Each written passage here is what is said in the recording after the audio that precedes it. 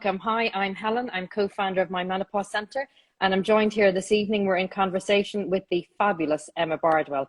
I'm absolutely delighted that Emma's joining us this evening, and as I say, really appreciate the time.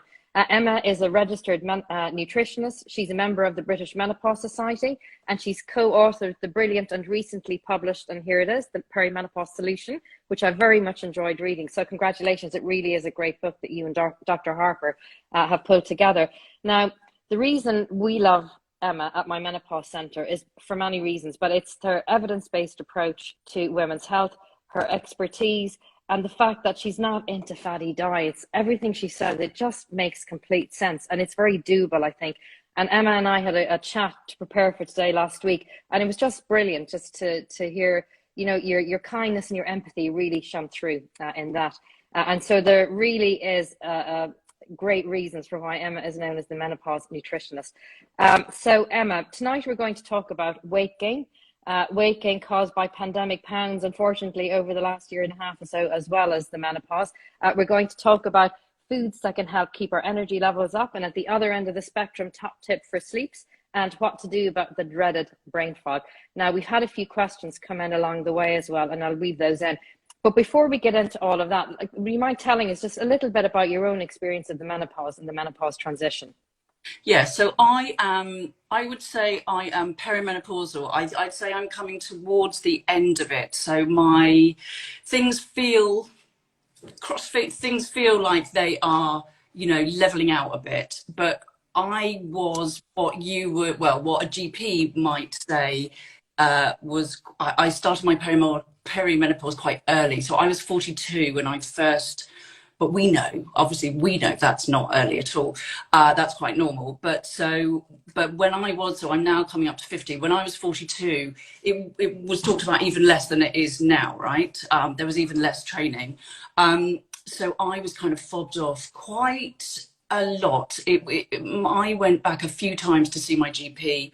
I would say over the course of maybe a year, maybe 18 months, before they would kind of accept that this is what was happening to me. And obviously, well, not obviously, but, you know, I had studied endocrinology. I was specializing in women's health. So I knew what I was talking about and I knew what to look out for, but it still really, really threw me. And I know that lots of menopause specialists say this, because when you are in the middle of it, it is so discombobulating and there's so much going on, you know, in the rest of your life, invariably, when you hit 40, you know, early 40s, mid 40s. But I mean, any age really. That I think it's very easy to soldier on and just put it down to, you know, stress, relationship issues, kids, you know, career, whatever. So yeah, it was a bit of an arduous start for me. Yeah, it's tough, and we hear that a lot. And I think one of the reasons is many women aren't aware of all the different symptoms of the menopause. So as you say, they put it down to we are the squeezed middle in our 40s and 50s, kids in the one and parents in the other, and there's so much going on at work and career as well. But any top tips or advice for women who believe that they might be entering the perimenopause before we come to our first big topic around weight loss? Well, so if anyone's younger on here and thinking, God, you know, this is going to come to me, but you know, I'll fly through it, which is kind of what I thought. Because I didn't really ever suffer from PMS. I didn't really have any kind of first-hand experience of that.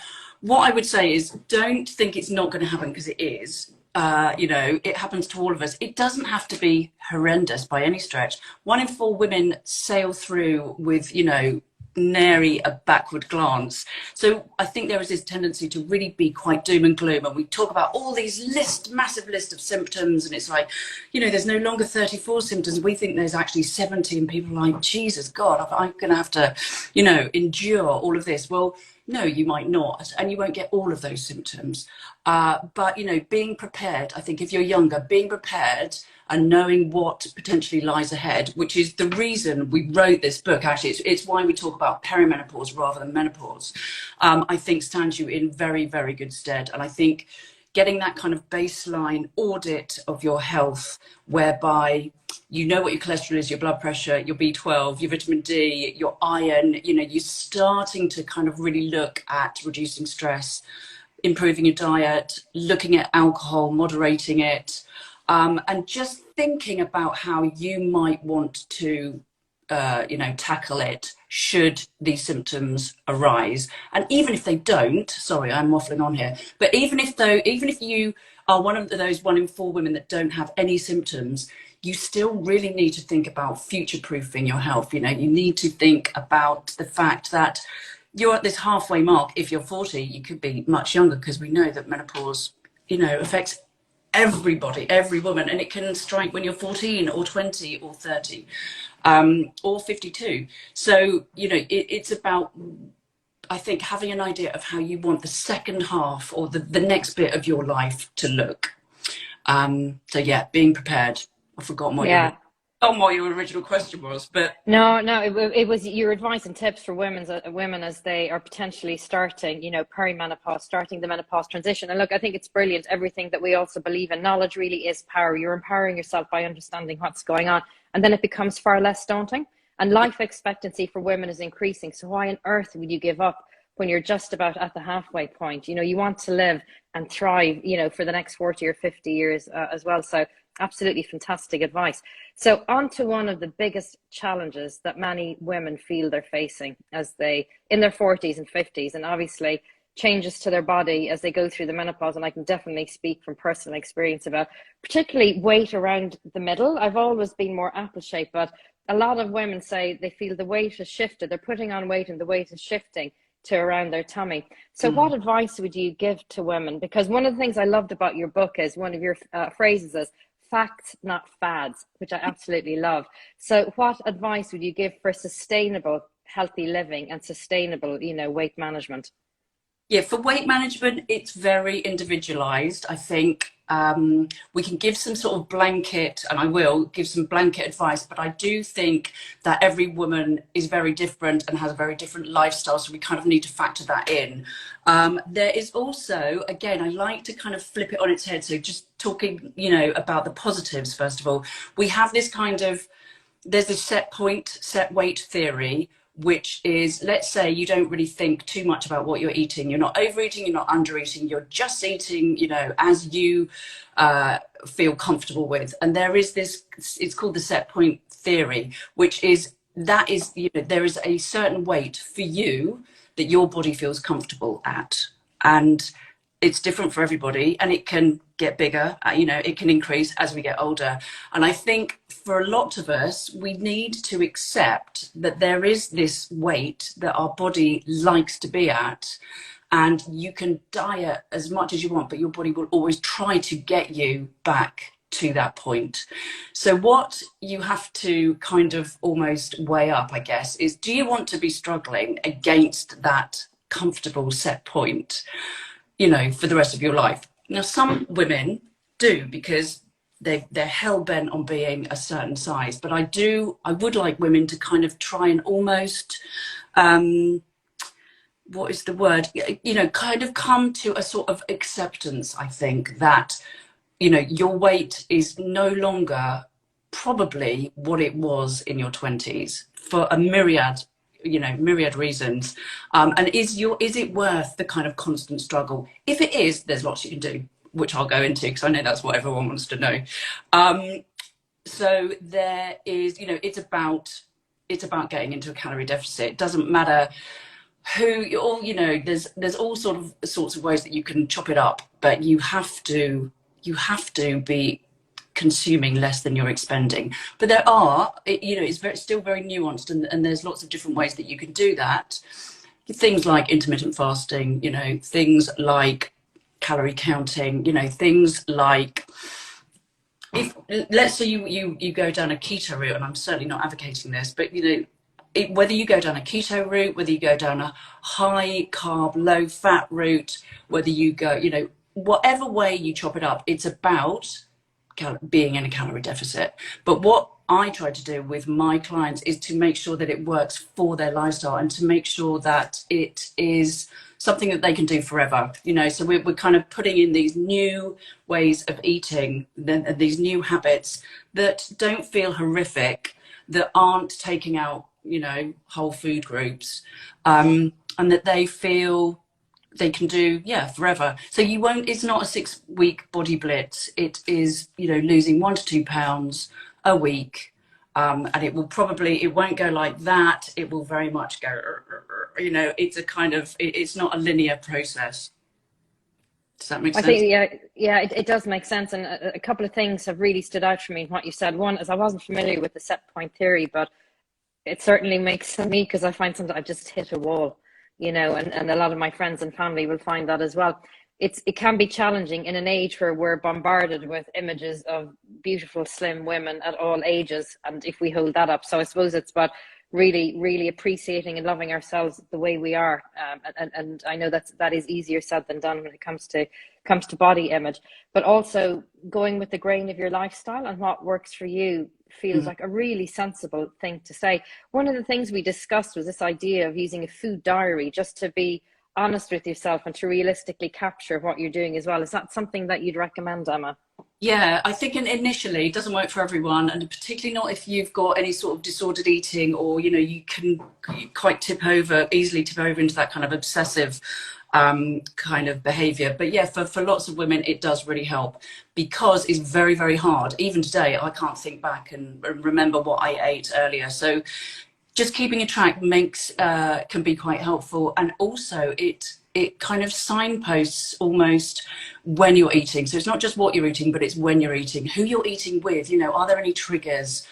I see a lot of women very sort of depriving themselves at breakfast and lunch, particularly lunch, thinking, oh, I'm going to be really good, I'm just going to have this soup. And then they are ravenous, and then they overeat, you know, because they're trying to kind of make up for those calories or that energy that they didn't get earlier in the day. So yeah, I think it can be helpful. There's an app actually called NutriCheck, which again, I don't think you need to use, definitely, you know, you do not need to do this on a daily basis, but it just gives you an idea of where your calories are coming from. And it's really nice because it splits up, you know, where your protein is coming from, how much protein you're getting, how much, you know, your kind of where your carbs are coming from, or you know, how much of your diet is coming from protein, carbs and fats. And it also, which I think is really handy, gives you an overview on things like calcium. Calcium's super, super important for bone health. Yeah, exactly. And as you mentioned earlier on, for postmenopausal health with osteoporosis, and particularly important for women, isn't it? Yeah. So Emma, coming. Sorry, I just need to say this. We need to almost be reframing so that we're eating not for weight or for aesthetics, but eating for bone health and longevity and energy. And naturally, because that means increasing fiber invariably, and, you know, filling up on protein and calcium and all the good stuff, then quite often you will find that you will lose weight anyway, because you're taking out the stuff that's just less helpful. Yeah, no, and that's a great segue into kind of the next question or key tip that we wanted to cover, which is around fatigue. A lot of women feel really tired, really fatigued. And obviously the knock-on effect for that can be they exercise less, they do less, which obviously doesn't help with weight loss either. Any advice or tips for building up your energy levels and getting that fizz and that vavoom back in your life? I know, I think perimenopause can make you feel very, very flat and it's like that bone crushing tiredness, I describe it as. If anyone's been pregnant, that is that first trimester when you literally, I remember just lying on the floor, my kids walking around me, I couldn't keep my eyes open. I'd have to have like a 10-minute nap. And nothing was going to stop me. I think iron is a huge issue. And I think there's lots of us walking around with suboptimal iron levels.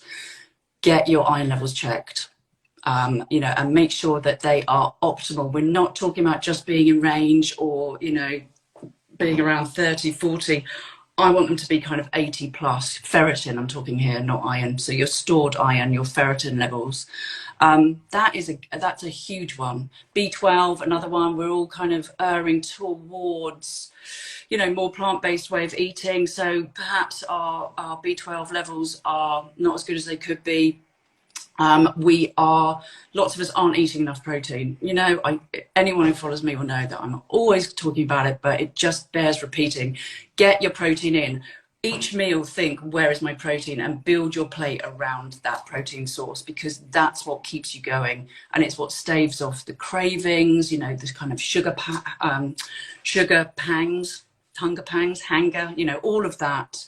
I think can be helped to a degree by getting a good portion, you know, a fist size piece of like Greek yogurt, portion of Greek yogurt, or a palm sized piece of, I don't know, whatever it is, salmon, tofu, eggs, you know, there's so many great sources, and they don't have to be animal based.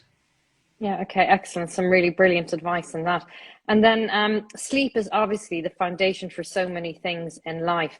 And yet so many people, you know, men and women across the country complain about not having enough sleep, and particularly going through the menopause. If you have night sweats, or, you know, you have joint aches and you wake up with those, that can really compound, you know, and exacerbate everything else that you're feeling. What advice would you give for sleep and getting a really good night's rest? I've just done a sleep series on my Instagram, which felt a little bit disingenuous, because I am the world's worst sleeper. So it is something that, you know, I do spend a lot of time thinking about and really striving for. But I think there is a real, particularly at this time of year, a real kind of propensity towards alcohol. And I think, you know, in perimenopause, we're often feeling so bloody flat that, you know, it's like, God, I just need some kind of joy and something to take away the edge. So, you know, and quite often that crutch will be alcohol, and it's just so unhelpful for all of those things: night sweats, you know, anxiety, poor blood sugar regulation, which is quite often why you will, if you've had even just 1 or 2 glasses, you know, you will wake up at like 3 or 4 a.m. It's because your blood sugar levels have dipped, and your body sees it as like an emergency situation. So it wants to wake you up, because it's a kind of fight or flight situation.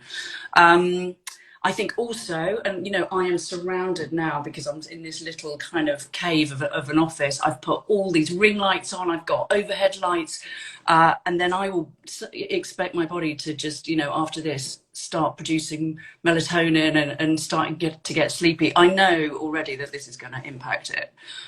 So I think there is a lot to be said for, you know, not being on your laptop and then shutting it down, and then wondering why you can't, you know, fall straight to sleep. So yeah, those would be my main ones. Just trying to detach from the day, having that kind of wind down routine, having a couple of, ideally an hour, ideally 2, but, you know, an hour whereby you are just removing yourself from the day and getting a bit mindful. Yeah, and I guess really stepping away from the screens is key in that, because I think it keeps our brains whirring, doesn't it? And it takes time to decompress.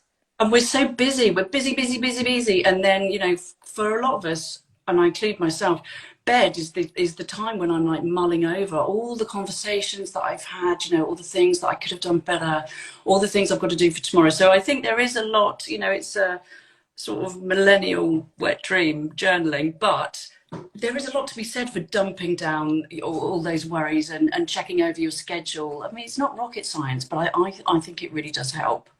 Yeah, I think the great thing is it's not rocket science, and they're practical tips. So there are things that are easy to do, and there are things that don't cost money as well. Because obviously, you know, affordability is something some people feel that they can't afford to live well or to be well. And we discussed this briefly before as well. So what advice would you give to people if they feel that they can't afford to live and to eat well? What tips could you give them to buy well when they're purchasing food? Real trend on social media, you know, for £500 IV drips. You know, people are pushing, usually kind of Z-list celebrities, pushing these totally faddy, nonsensical, unnecessary interventions that there's no proven evidence behind them. It might make you feel better, but there is so I think what I'm trying to say is get rid of all those people, unfollow people who are making you feel like you're not doing enough, because you probably are doing enough. And if you aren't, what you can do is actually very, very simple. It's about getting the foundations right. You know, the things that we've already talked about. You don't have to spend a ton of cash on crazy supplements or superfoods or powders or collagen or, you know, all of these things. What you really have to do is eat more plants, get protein in, you know, make sure you're having a couple of portions of calcium a day, drink more water, drink less booze, prioritize sleep. And I'm listing them off and making it all sound very kind of easy. It isn't easy. Getting those in is hard enough. But to answer your question, in terms, I think, of eating well, you know, going to your grocer and seeing what's available now can be quite cheap. Using canned foods, you know, tinned sardines, brilliant. Pennies, really. You know, cans of chickpeas, cans of lentils, they are what, 39p in Aldi. You know, frozen fruit, frozen veg, peas, you know, just green peas are incredible, amazing source of protein. Good, well, maybe not amazing, but a source of protein. You know, they've got plenty of vitamin C in them. You can do so much, I think, with so little. I think we are we're the worried well, a lot of us, and we're kind of overcomplicating it. Yeah, Emma, look, that's fantastic. And again, you've got such brilliant practical advice in your Instagram feed as well. And that's, again, what you say is so accessible and so doable. There's a couple of good accounts on here. Miguel Barkley, who used to be called £1 Meals. I mean, he has some great, you know, everything costs nothing more than £1. So he's a really good source account to follow. And also people like Jack Monroe, you know, she does things like, I don't know, what is it, a tenner a week that you spend on food. So it's, and you can just, I think there's no one size fits all. I think we have to kind of take it down to basics and make it work for us. Yeah, brilliant. And Emma, a relevant question has just popped in here, and then we're heading into our last 5 minutes or so. Thank you, Emma, for the question. Emma, would you not recommend the collagen supplements that seem to be so big right now? Then what are your thoughts on that? In a word, no, I wouldn't. Because there is no evidence currently. If you're talking about for skin, which most women are, there's no robust evidence to support them. There is some evidence to support things like you know, ligaments. So if you have a sprain or you have joint pain, there is some evidence. But I literally every day I'm bombarded by requests to, you know, try a supplement and put it up, and I say no to pretty much, I'd say 99.9% of them. The only one I like, which I'm always talking about, is Bare Biology, which is an omega-3. But no, for collagen, there isn't, there just isn't the evidence behind it. It's protein. Get your protein from food. You don't have to get it from supplements. And those collagen supplements are so expensive. Mm-hmm. Yeah, and absolutely. Evidence, the research has been done by them, you know, so what does that tell you? Yeah. And then a question in here again on coming back to the discussion about ferritin levels and iron. Can you increase ferritin levels through diet? I'm taking supplements, multivits and irons, yet levels are so low, I don't know if I can improve levels via diet too. It can be really hard, particularly for women who are cycling, to get those levels up. And if you're perimenopausal and you're, you know, having flooding, you're having really heavier periods than normal, it can be tough. So I would give it a kind of multi-pronged approach, but you must know your levels before you start taking any supplements, which clearly this person does. But it might be that your supplement isn't particularly good. You know, it's good to get one with all the cofactors that you need to really help your absorption. And some women just don't absorb it that well, particularly if you have IBS or any kind of digestive disorders. So it might be worth talking to a GP or, you know, a healthcare practitioner. And it might be worth looking at, there's other ways to administer that iron. So you can, and you would have to be referred by a GP, you can actually have a transfusion, or, you know, you can have patches which bypass the digestive system. And some women find that they will absorb that a lot more easily. But yes, definitely look at your diet. You know, make sure that you're avoiding things like tea and coffee when you're having any kind of iron in your meals, because it impedes the absorption. Make sure if you're eating greens, you know, you're squeezing over some citrus just to help with that absorption as well. Yeah, so, and I think I have recently done a post, so go and have a look on that, because I think I gave quite a few, yeah, I did, I definitely did. It was only about 5 days ago, and I gave lots of different ways that you could help the absorption of iron from food. Brilliant, thank you, Emma. And then last, any top tips for brain fog? What can women do, you know, because it is such a nightmare, isn't it, when you have brain fog?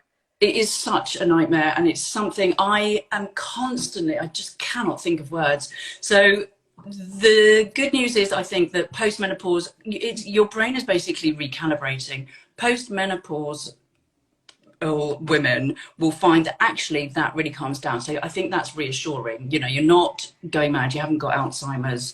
But I do think for some women, if they go on to hormone therapy, it really helps. I think we're doing a lot. So in terms of lifestyle, we're just trying to cram too much in here. I think writing things down, you know, not multitasking. We're not actually as good at multitasking as we think we are. Being more mindful, taking an omega-3, really looking after your brain health. You know, if this is a vegan form, they do a fish oil too, eating oily fish, hydrating. I mean, it's such a simple thing, but even if you're 1% dehydrated, your brain cannot, you know, function optimally. So making sure that you're drinking plenty of water, you know, you're not hungover, all of these things I think can really help. And getting sleep, you know, easier said than done, but really trying to prioritize it. Yeah, and that's why I think sleep is the foundation for so many things. So whether that's brain fog, concentration, anxiety, weight loss, everything. So your series in that is brilliant. Last couple of questions. Annabelle put in a question yesterday, very, very organized. Thank you, Annabelle. There seems to be some suggestion that COVID vaccines have been impacting in women's hormones and therefore affecting menopausal and perimenopausal in relation to HRT. She believes that her HRTs gradually become less effective, so she's changing from gel to patches. And she's just wondering, you know, if you have any views, if you think that could be related to the jabs. Yeah, I mean, I know that there's a recent study has come out of 13,000 women saying that there has been no causal link between the jab and changes in, you know, menstruation. But that said, a lot of women are self-reporting that, yeah, they are noticing huge changes, heavier bleeding, you know, unexpected bleeding, delayed cycles. So obviously we don't have the research, you know, not enough time has passed. If that person thinks that there is an issue, I would definitely go ask, you know, tell her to go and talk to her GP. Did she say she was having unexpected bleeding, or her symptoms have come back? No, just more generally around symptoms, and we have heard that a lot. And you're absolutely right. Go back and speak to your doctor, and she clearly has, I would say, look in changing her formulation of HRT. And yeah, exactly. So there has also been there's a big question mark over estrogel. You know, some women are noticing that since they've changed the packaging, although the brand, what's the word? It's not brand, but anyway, the people who make it, the manufacturers, they're saying that there's no change in the actual product, but a remarkable number of women are noticing changes. So you can report that via the MHRA yellow card reporting system. But yeah, it might be that she changes from, you know, there's all sorts of different, it might be that she needs more, you know, a stronger dose, or she could change to a spray. There's a brand new pill that's just come out called Bijuve, Bijuve.